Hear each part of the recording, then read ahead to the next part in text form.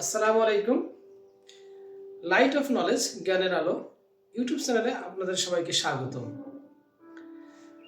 Light off knowledge YouTube চ্যানেলটি যারা subscribe করছেন সকলকে অসংখ্য ধন্যবাদ, এবং যারা এই চ্যানেলটিতে নতুন অবশ্যই সাবস্ক্রাইব করবেন এবং পাশে রাখা বেল বাটনটি অন করে রাখবেন আমার নতুন নতুন ভিডিও পাওয়ার জন্য। আজকে আমরা আলোচনা করব বিভিন্ন প্রতিযোগিতামূলক প্রশ্ন, বিশেষ করে প্রাইমারি নিয়োগ পরীক্ষা, ক্যাডেট অ্যাডমিশন টেস্ট, বিভিন্ন পাবলিক ভার্সিটি অ্যাডমিশন টেস্টের যে সমস্ত সাধারণ জ্ঞান প্রশ্নগুলো এসে থাকে সেই বিষয়ে। তো চলুন শুরু করা যাক আজকের বিষয়ে। আজকের বিষয় সাধারণ জ্ঞান। আমরা জানি বিভিন্ন প্রতিযোগিতামূলক পরীক্ষায় সাধারণত 4 ধরনের প্রশ্ন হয়ে থাকে। তার মধ্যে সাধারণ জ্ঞান, ইংরেজি, বাংলা ও গণিত। এই পরীক্ষায় ভালো ফলাফল পেতে হলে অবশ্যই সাধারণ জ্ঞান বিষয়ে পারদর্শী হতে হয়। সে কারণে আজকে আমাদের আলোচনা সাধারণ জ্ঞান। সাধারণ জ্ঞানে এ পর্বে আছে দেশ এবং বিদেশের কয়েকটি বিষয়। প্রথম আমরা দেখছি প্রাচীন গৌরনগরীর অংশবিশেষ আমাদের বাংলাদেশের চাঁপাইনবাবগঞ্জ। বাংলাদেশের চাঁপাইনবাবগঞ্জ জেলা প্রাচীন গৌরনগরীর অংশবিশেষ ছিল। বাংলাদেশের সব থেকে ছোট জেলা মেহেরপুর জেলা। মেহেরপুর জেলার মুজিবনগরটি বাংলাদেশের অস্থায়ী রাজধানী হিসেবে পরিচিত ছিল। রাজধানী হিসেবে সেই মুজিবনগর জেলাটি বাংলাদেশের সব থেকে ছোট জেলা।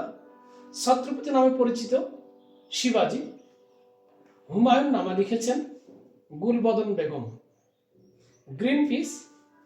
গ্রিনপিস হচ্ছে পরিবেশবাদী সংগঠন। বীর প্রতীক খেতাবপ্রাপ্ত নারী 2 জন।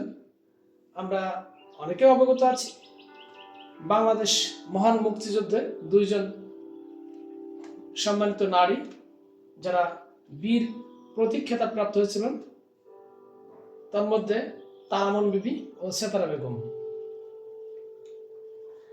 পুলিশি জরুরি সেবা নাম্বার 999 বা 3টা 9, যে কোনো জরুরি মুহূর্তে বা যে কোনো প্রয়োজনে বাংলাদেশ পুলিশের সহযোগিতার প্রয়োজন হলে এই নাম্বারে কল করলে 24 ঘন্টা সেবা পাওয়া যায়। জন্ম ও মৃত্যু নিবন্ধন জরুরি সেবা নাম্বার 16152 16152। এই নাম্বারে আমরা যোগাযোগ করে জন্ম ও মৃত্যু নিবন্ধন সম্পর্কে জরুরি সেবা পেতে পারি। দেশের মোট উপজেলার সংখ্যা, বাংলাদেশের মোট উপজেলার সংখ্যা 495টি। বাংলাদেশ স্কয়ার অবস্থিত লাইবেরিয়া বাংলাদেশকে সম্মান প্রদর্শন করে একটি স্কয়ার নির্মাণ করেছেন, সেটা বাংলাদেশ স্কয়ার নামে পরিচিত। বঙ্গভঙ্গ রদ হয় 1911 সালে। 1911 সালে বঙ্গভঙ্গ রদ হয়। আজকের সাধারণ জ্ঞান বিষয়ে ছিল এ পর্যন্তই। এতক্ষণ যারা আমার সঙ্গে ছিলেন সবাইকে ধন্যবাদ। আবারও আমার ইউটিউব চ্যানেলটি সাবস্ক্রাইব করার অনুরোধ করে এখানে শেষ করছি। ধন্যবাদ সবাইকে।